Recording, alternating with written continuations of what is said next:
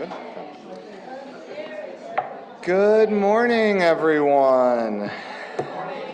I'm Chris Drescher. My pronouns are he, him, and I'm a member of the UUCA Board of Trustees for a few more weeks.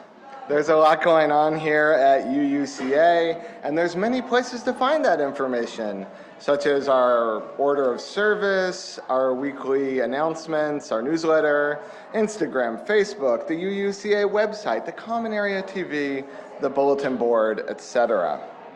If you are new this morning, you may fill out and return a blue card in the seat pocket near you to be added to our email list and Realm, the online extension of our community. And now I want to share a few specific things that are coming up, and there's actually more than a few. Several, maybe many. Today, 12:30, UUCA annual meeting. Packets are available at the greeter desk and have also been emailed out and are available electronically. If you're serving as a proxy, that should have already been arranged with our secretary, Valerie Webster. There will be lunch available before the meeting. And if you haven't already, make sure you sign in if you're a member so we can make sure we have a quorum and just for our records.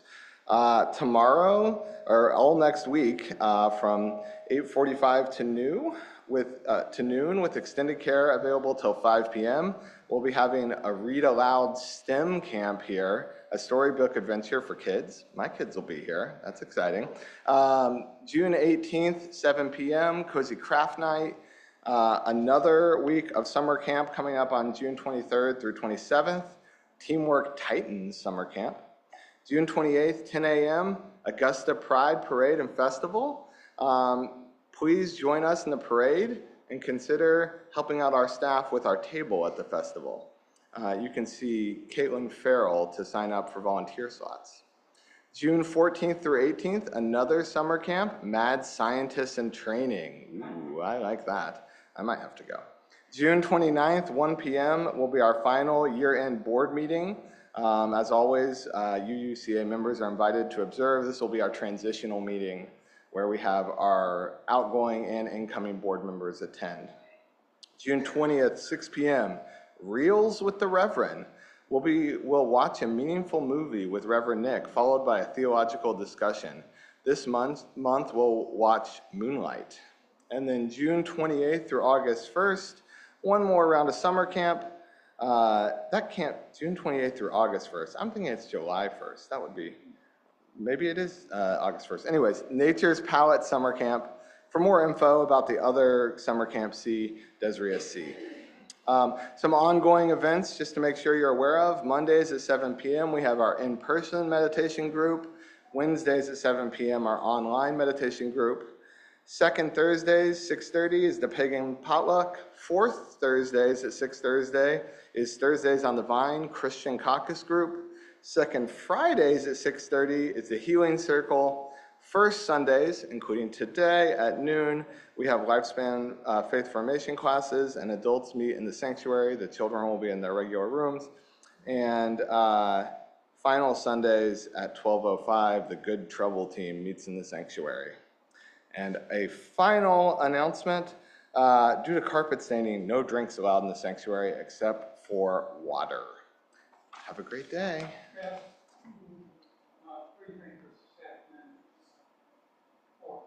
Free Thinkers will have a meeting today at 5 o'clock in the common room. The Free Thinkers group will have a meeting today at 5 p.m. in the common room. Sorry, that was not on my list.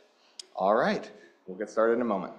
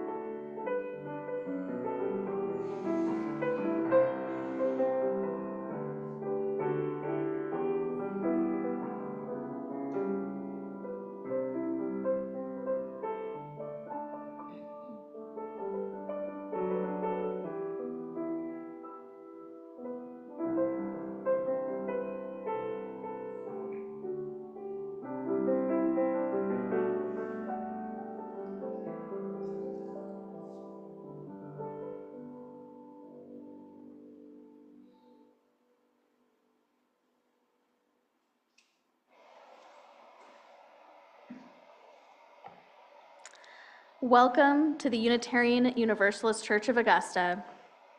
We come here to be empowered to promote a just society. We do that by acting together with compassion, reason, and respect. And why do we do those things? To create a beloved community. My name is Janeya Filzen. I use she, her pronouns. Today I'm co-creating this service with Reverend Nic Filzen.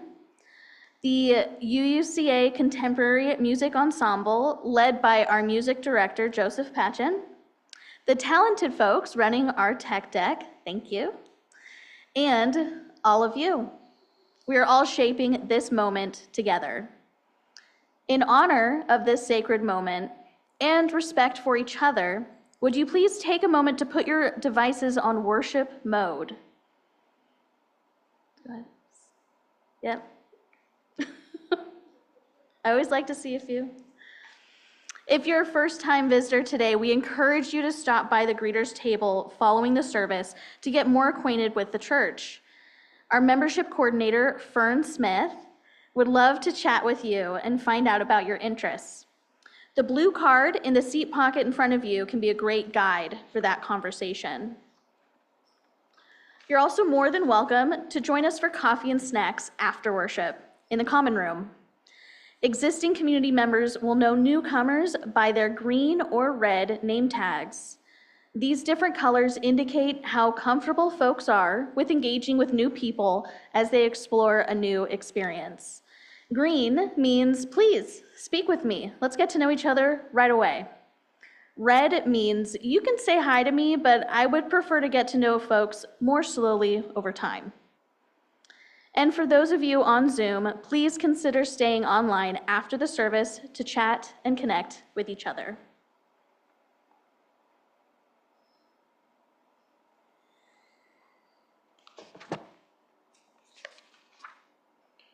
Welcome, everyone. I'm Reverend Nic Filzen, and my pronouns are he, him. Today's words for lighting our chalice are by Reverend J. Woolen, entitled, Let Us Remember.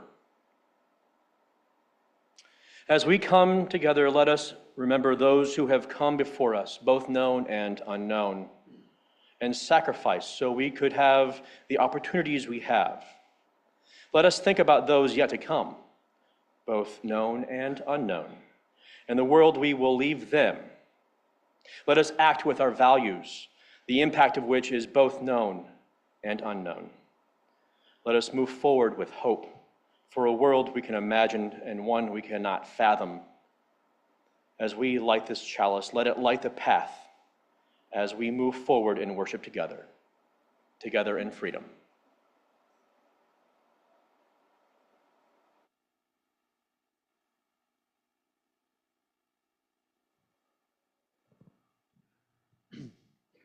Would you rise in body or spirit for our opening hymn, number 1054, Let This Be a House of Peace, verses 1, 2, and 4.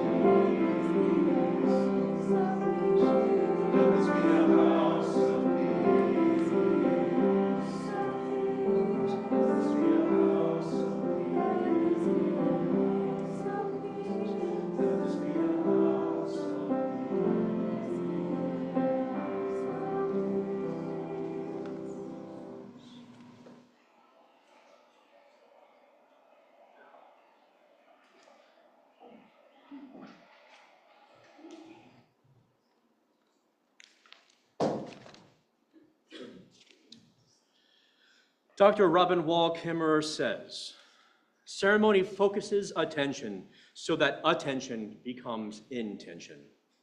If you stand together and profess a thing before your community, it holds you accountable. Today, we practice two interconnected ceremonies, a ritual recognizing our coming-of-age teens, followed by one celebrating our newest members, which will include those coming-of-age kids.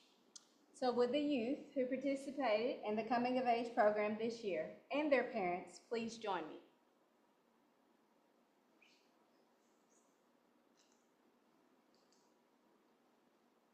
Yes, that includes you.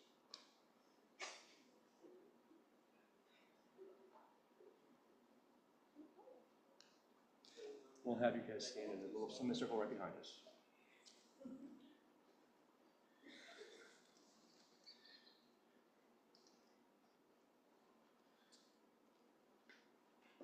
Rin Cook, Azaria C., Liam Smith-Gales, Jude Stevens, who is not here today, but we celebrate nonetheless, and Alexia Walters. Today, we recognize and celebrate you during this coming-of-age ceremony, and to celebrate with you the faith you have come to practice through questioning and investigating and connections here at home, at school, and your unique and special place in this world. This morning, we celebrate through this rite of passage. We set apart moments like these to recognize the important changes in you and to celebrate a new stage in your life. Though you have already been an important member of this faith community, now is a time when you transition into becoming a full-fledged member of the UU Church of Augusta. A transition with many diverse meanings and new responsibilities. For this next part, we'll have some slides up. Please read with your corresponding group of people. You can either look up there or back there. Starting with the parents. Once you were an infant, dependent upon our love and the wisdom of others. Now I am a young person entering an adult world with increasing responsibilities for my own decision-making. Our job with you has been to fix the unfixable, to guide, to mold, to expose you to beauty and to the wonder of the world.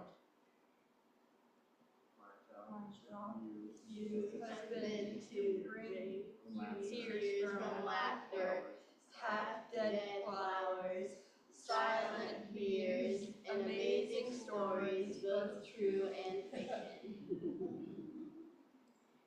Once you had few choices, but now my choices are many more, sometimes frightening and always with long-range consequences.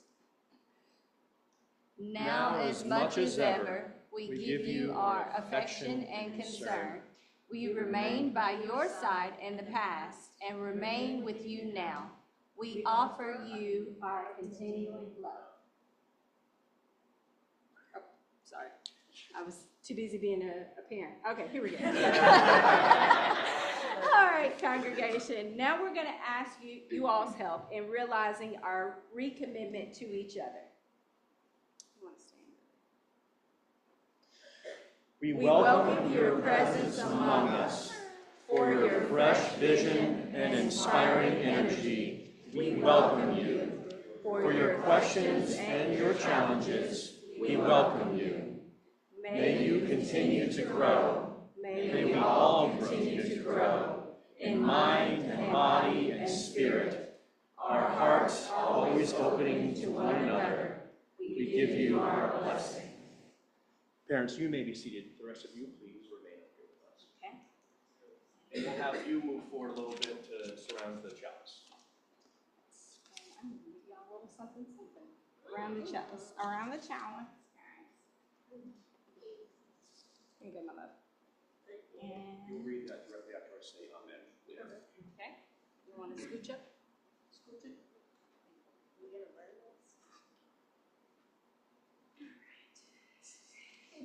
this? It's a dance, y'all. It's a dance. What? My young friends, we celebrate with you your conscious choice to share fully in the ongoing life of our faith, our church, our community. Now I ask you, do you wish to be affirmed in the Unitarian Universalist faith? If so, please say, I do. I do. Do you promise to seek the truth with responsibility, to affirm and promote love and justice, to deepen your faith, and to witness to the needed work of the world? I do. You'll say I do after each of these, I hope. Do you accept participation in the life of our congregation? I do. May you find strength for years to come in your resolve. I do. There's a lot of cheek in here today. Please join me, everyone, in the spirit of prayer. Creative and created spirit of life, that which enlightens and ennobles us, we come together in a unity of spirit to celebrate Rin, Azaria, Liam, Jude, and Alexia's personal commitment. We join in thanksgiving. Here we are grateful for all who have contributed to our Unitarian and Universalist faith and brought us today. We join together in remembrance. Here we are reminded of all who came before us and left this church as their heritage. We join together in promise. Here we commit ourselves to the new day dawning, even as we would long for the security of the old. In this quiet moment, blessed by remembrance and hope, we pause in prayer. O Spirit of life, may we love and serve one another, have courage and strength. May we be searchers after justice and mercy, reminded to laugh together and lighten our burdens. And may we be encouraged to give back to our heritage that which will endure from generation to generation. Amen. We are never complete. We are never finished. We are always yet to be. May we always allow others to be and help and enable each other to grow toward all that we are capable of becoming. Amen. Now, before you head back to your seats, as discussed with each of you ahead of time, we're going to have you sign the membership book now so that we can celebrate that together. And then we'll have you stay up here as we celebrate all our new members who have signed our book since last member ceremony. So, up here with me, please.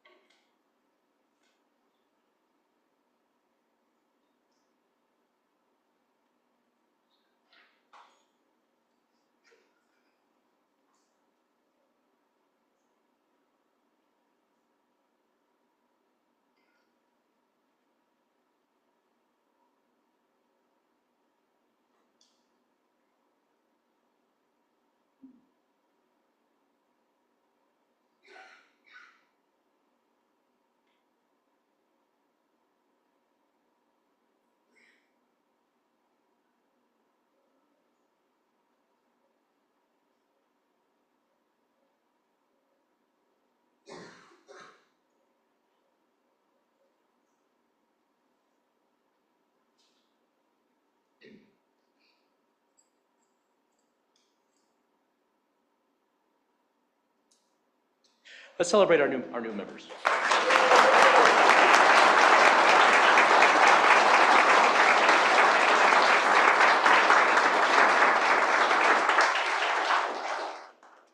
Now, Fern, would you please join us up here to help lead our new member ceremony?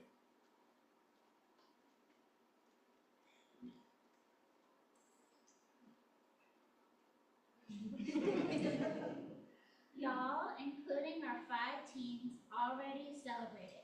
We have 28 new members to celebrate today.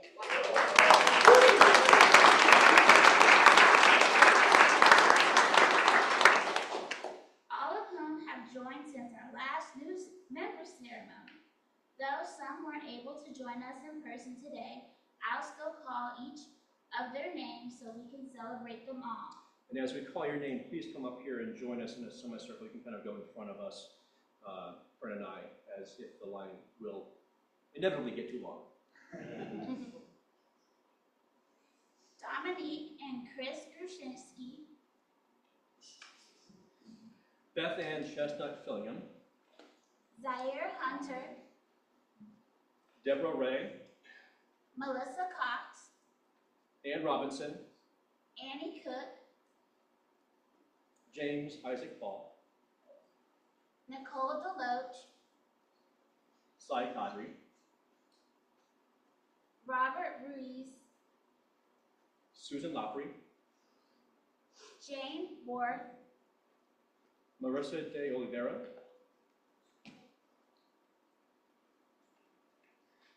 Whitney and Tony Civitaris.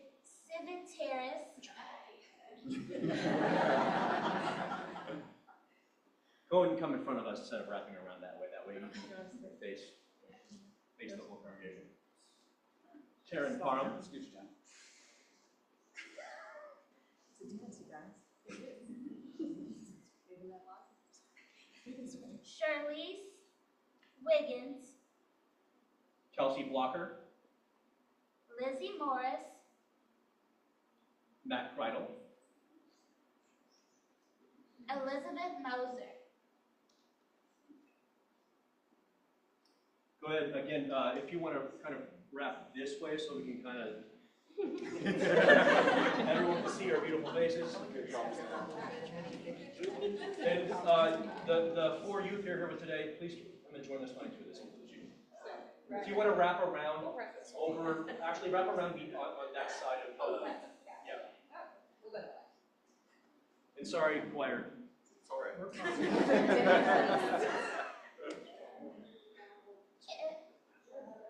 If you're on Zoom and are a new member recognized in this ceremony, please feel free to unmute and speak the words which will appear on your screen along with the folks here in person.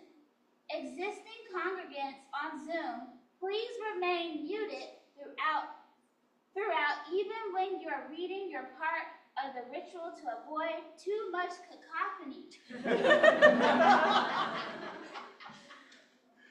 These persons of good faith are before us now to proclaim together their decision to formally be part of this religious community of communities. New members, please recite.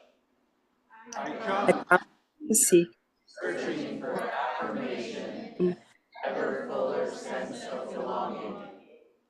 I come in solidarity with the active and embodied faith practiced here. feeling the importance The congregation and those who have kept it strong. I offer my commitment to this community as members and friends and to our mission and I offer my heart, mind, and creative energy.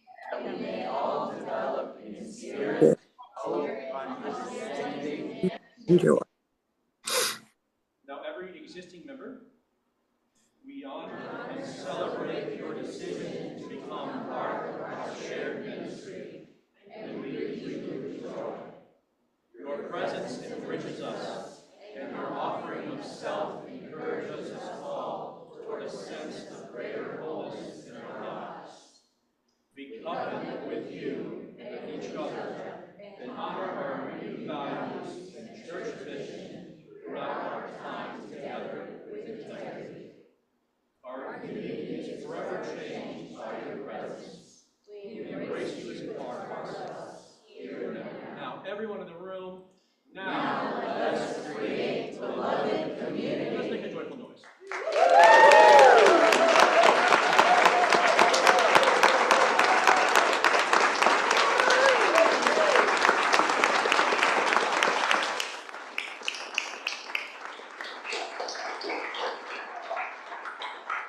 One more thing before you all run away.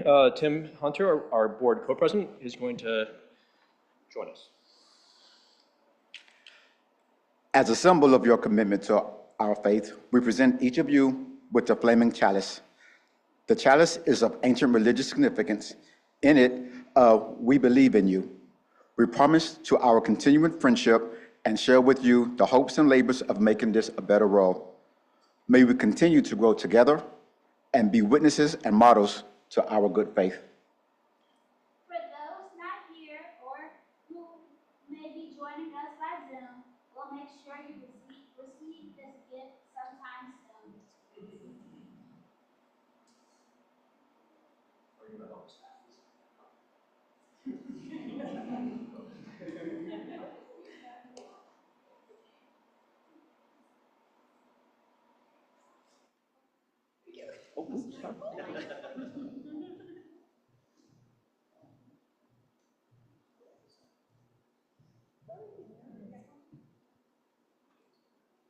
All right, y'all, let's make one more joyful noise.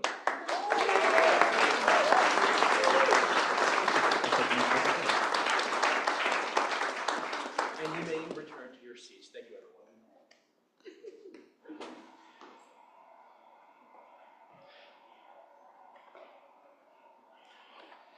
And we'll do our joys and sorrows, which would normally have been directly after that first hymn now.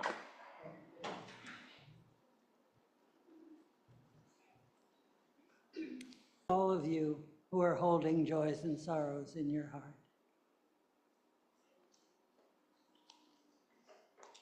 You know, there's a lot of love and sorrow and joy in this room, which means that we're going a little bit long. And therefore, today when we sing the kids out, we're just going to sing the As You Go, May Joy Surround You song. Parents do not need to go with them today. We'll just bypass that part of the policy today so that we can move right along in the service. With that, let's sing our kids out to continue their faith formation.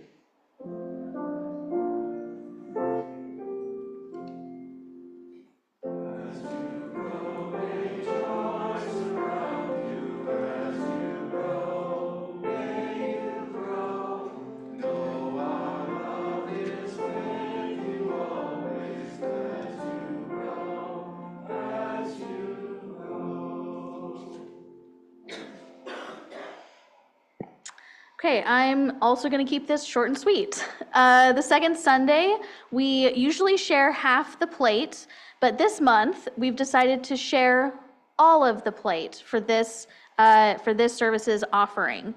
We're going to be sharing it with Creative Impressions, a youth organization in town who performed at our last jazz concert. If you were there, you heard an amazing program from them. Please look them up if you want to know more. Creative Impressions. They've helped many, many youth with choral, cultural, and civic experiences in the CSRA. Cash and checks are gratefully received, or you may use text to give using the information about to appear on the screens. Would the ushers please come forward?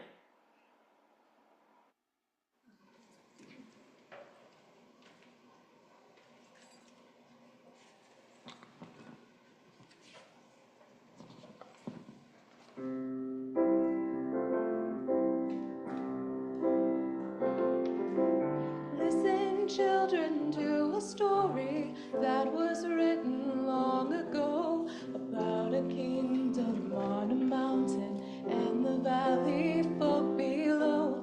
On the mountain was a treasure buried deep beneath the stone, and the valley people swore they'd have it for their very own.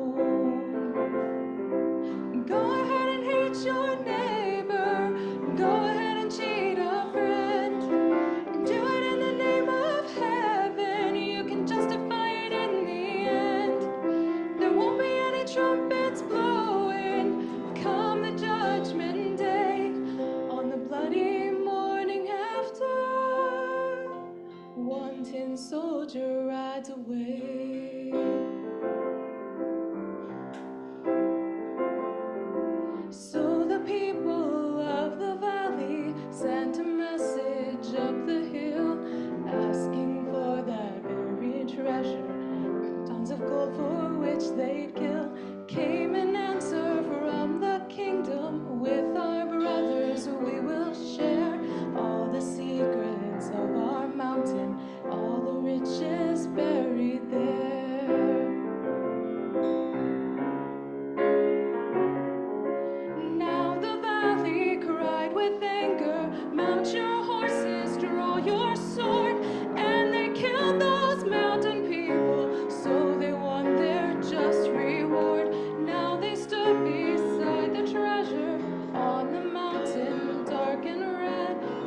the stone and which beneath it.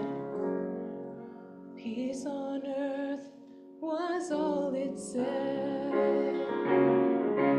Go hate your neighbor, go ahead and cheat a friend. Do it in the name of heaven, crucify it in the end. There won't be any trumpets blowing. Come, oh my gosh. Help me out, guys. Go ahead and do it in the name of heaven, justified in the end. There won't be any trumpets blowing come the judgment day. On the bloody morning after, one tin soldier rides away.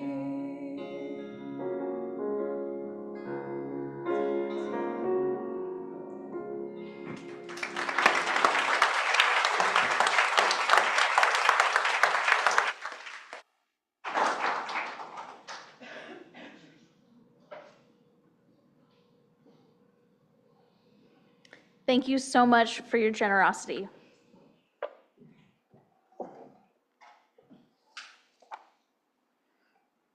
A reading by James Baldwin entitled, "Every Bombed Village is My Hometown, and every dead child is my child.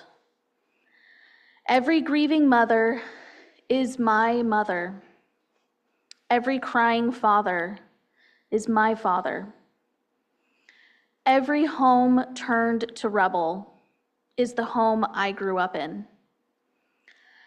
Every brother carrying the remains of his brother across borders is my brother.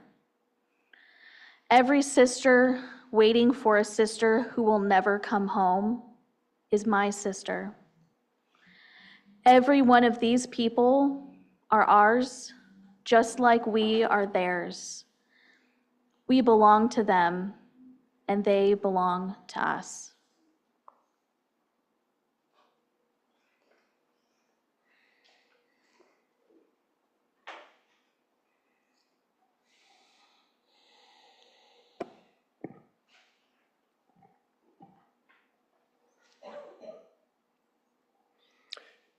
It was a cool October evening. A relatively small group of armed men had been planning their attack for some time. Some were trained, some weren't. They all desired freedom. So they decided to fight. At first, they surprised and quickly overtook their targets, the oppressors, even taking some hostages. It wasn't long before an alarm sounded. It wasn't long before the coordinated military might of their enemy became all too clear. These freedom fighters were soon surrounded and trapped. They had nowhere to go. They continued to resist as much as possible. They had no plans to give up. They were fighting for freedom, a fight for which they felt God was on their side. The opposing military and government-backed militia used brutal tactics to stamp down this rebellion, killing far more of the insurgents and anybody connected with them than was necessary, far more than they lost of their own.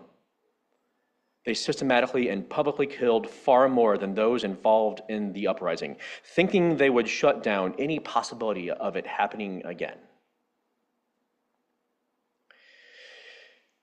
If you think I'm talking about the ongoing massacre in Palestine, I kind of am, but only because of the strong parallels. This was indeed the story of John Brown's revolt on Harper's Ferry, a pre-US Civil War operation in October 1859. An operation several prominent Unitarian Transcendentalist abolitionists supported financially. Some were even involved in the planning. This includes Unitarian ministers, Reverends Theodore Parker and Thomas Higginbottom, and Universalist George Stearns. The power dynamics of these two situations are remarkably similar. Both involve folks with little to no relative power, folks with no country of their own, folks labeled terrorist who fought back against a group of power brokers supported by the richest men in America. Men who likely got rich in part because of the oppression of the very folks now fighting back. Men who now want to extract even more from those bodies and their land, including a Middle Eastern Riviera. If you support John Brown's raid on Harper's Ferry, and I imagine everyone here does, I'm curious, why would you not support Palestine? Why would you not support Palestinian freedom? If nothing else, why would you not support an immediate ceasefire?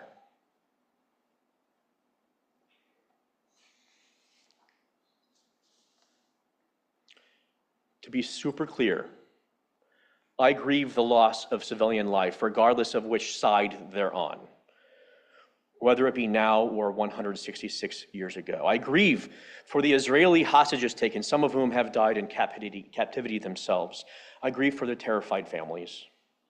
I also grieve the roughly 15,000 Palestinian kids out of roughly 50,000 total Palestinian lives killed by Israel. And that's just since October 2023. The veritable genocide was happening long before. I grieve for their terrified families who, in addition to losing loved ones, have lost almost everything else too, who are starving, who are being forcibly removed from their homeland en masse.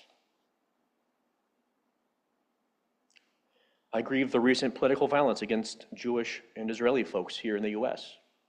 These are attacks and deaths which offer no strategic gain in the fight for Palestinian freedom, and which only inflame anti-Muslim sentiments here, while amplifying the fallacy that any support for Palestine is anti-Semitic. Killing Jewish and Israeli folks here in the US is anti-Semitic. It's kind of like the way that this country treated Japanese and Italian folks during World War II here in the US. It's disconnected from the international conflict. It has no bearing. I grieve that loss. And yet I also grieve for the civilians, the Palestinian civilians seeking medical care who were killed in Palestinian hospitals by Israeli bombs because maybe one or two Hamas leaders were hiding there. All of this grief, all of these things can be true at the same time. And I personally still cannot set aside the disproportionate slaughter of Palestinians, born of disproportionate power and resources held by Israel, supplied by the US. I still can't support apartheid. I still can't set aside the complete disregard for human life and liberty displayed by Benjamin Netanyahu and the Israeli government as they intentionally block aid, kill aid workers, even kill journalists who are attempting to tell the story, tell the truth. Accidents or not, impact is more important than intent. And there is a whole hell of a lot of impact happening in Palestine right now.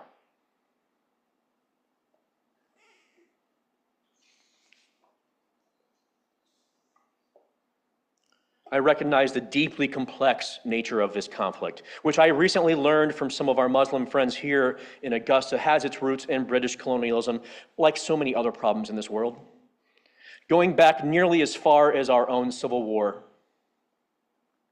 A situation exacerbated by the post-World War II recreation of Israel, a move I don't necessarily fault because of the horrors of Holocaust and because the Jewish diaspora was and is truly entitled to a sense of home after the collective trauma in Europe and worldwide. Trauma experienced over millennia, not just the 20th century. Not to mention the sacred connection to the land itself shared by both Israel and Palestine, which for some reason the US validates for Israel but not Palestine, or for our own indigenous folks here. I also recognize the complex power dynamics between Israel and much of the surrounding Middle East region. Many, if not most, of the countries surrounding Israel would very much like to see it and its people wiped off the planet. But maybe, just maybe, their anger at Israel is at least partially due to the way it treats Palestine and her people. Treatment which is propped up by the financial and military support of the United States, the modern colonizing man behind the curtain. not because we really care about Jews as a country, even if 47 and the Republican Party is currently feigning compassion for Jews in Israel for political convenience. Let's not forget, it wasn't too long ago that Marjorie Taylor Greene suggested that Jewish folks were controlling the weather with space lasers.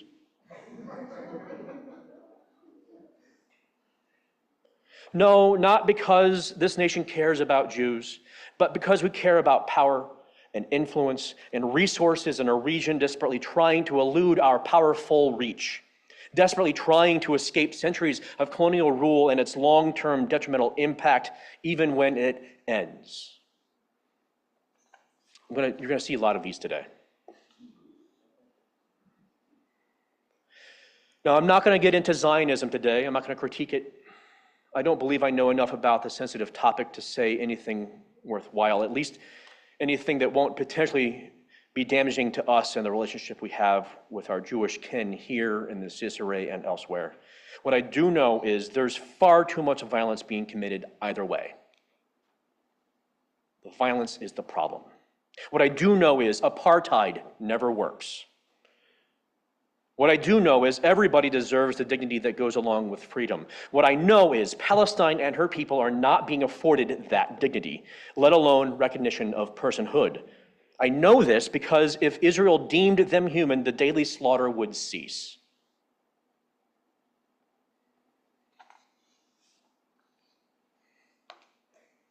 I'm typically not persuaded by conspiracy theories.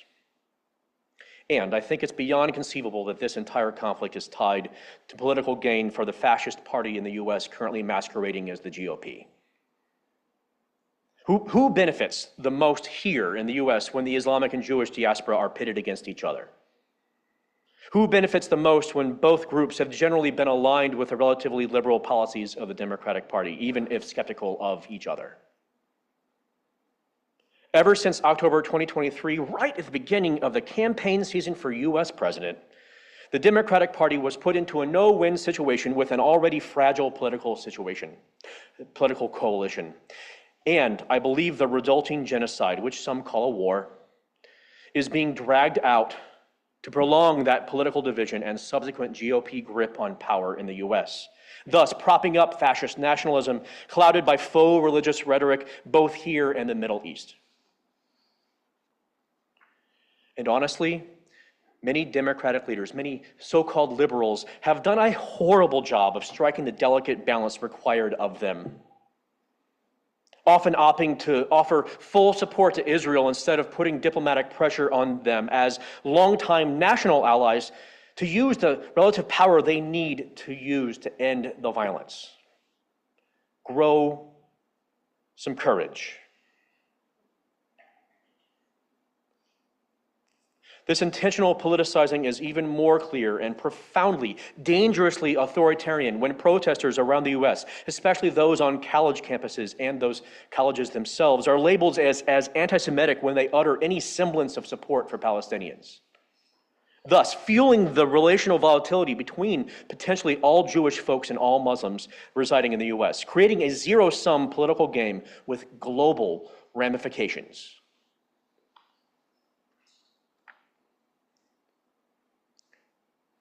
Understanding the delicate nature of pluralist coalitions, the Unitarian Universalist Association affirmed 2 separate statements last year regarding the violence in Gaza. An action of immediate witness entitled Solidarity with Palestine was overwhelmingly adopted by General Assembly delegates last year.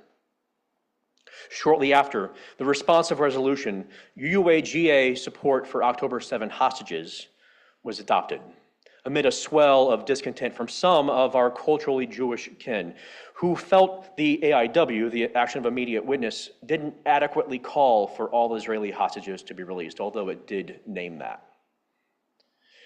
These 2 statements are on top of 6 others adopted by General Assembly since 1982, all around this topic, all of which make it clear that we, as a faith tradition strongly aligned with progressive Judaism, have consistently recognized the plight of Palestinians. I invite you to read at least the 2 complete statements from last GA. However, the bottom line of both is this. UUs affirm that all lives are sacred and worthy of dignity.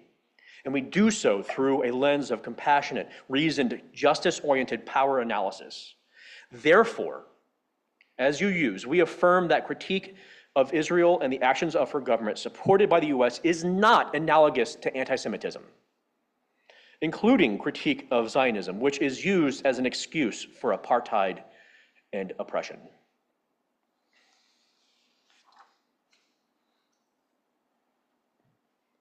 I don't want there to be any lack of clarity where we stand. Freedom would eventually come for the folks John Brown was fighting alongside. Yet until freedom was won, it was terrifying and heartbreaking to see the pain of the persecuted, which got so much worse. Their pain was now much more visible, though, because of the new and renewed attention by potential allies toward the plight of these fighters and their cause, ending the dehumanization of enslaved people. Little did any of these folks know at the time, these actions would help lead the nation toward civil war, another totally barbaric moment in our history, but one that was needed nonetheless. A war which ultimately would bring freedom for so many more. That freedom gained, fragile as it was and fragile as it remains, if it truly exists at all, seems like little solace for the genocidal slaughter that happened in between, built upon the ongoing dehumanization present since a new country was formed on top of already sovereign land. Does that sound familiar?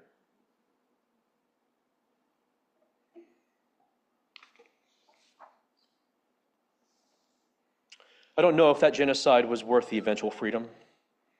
I don't think suffering is really worth it, especially at that scale. Yet freedom, true freedom from empire and powerlessness is often worth a fight.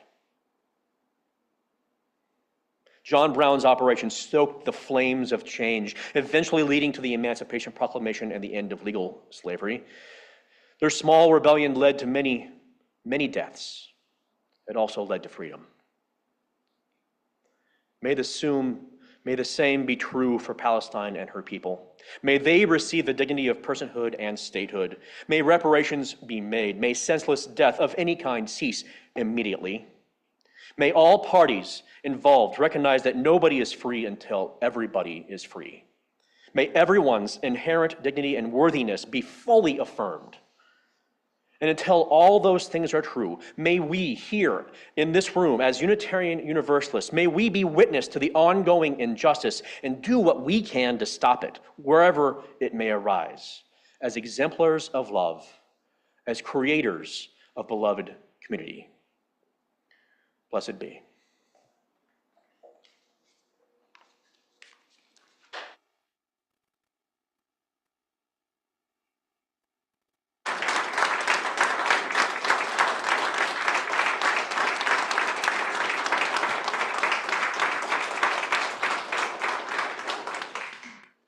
Would you rise in body or spirit for our closing hymn, number 1018, Come and Go With Me?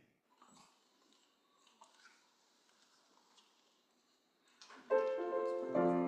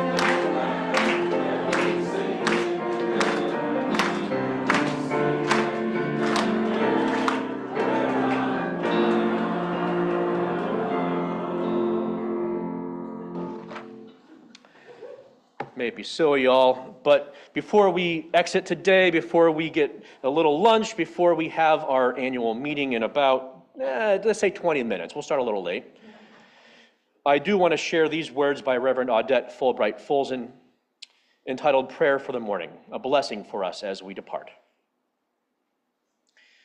Did you rise this morning broken and hung over with weariness and pain and rage, tattered from waiting too long in a brutal wind? Get up, child. Pull your bones upright. Gather your skin and muscle into a patch of sun. Draw breath deep into your lungs. You will need it, for another day calls to you. I know you ache. I know you wish the work were done, and you, with everyone you have ever loved, were on a distant shore, safe and unafraid. But remember this, tired as you are not alone. Here and here and here also there are others weeping and rising and gathering their courage. You belong to them and they to you, and together we will break through and bend the arc of justice all the way down into our lives. Blessed be, and amen.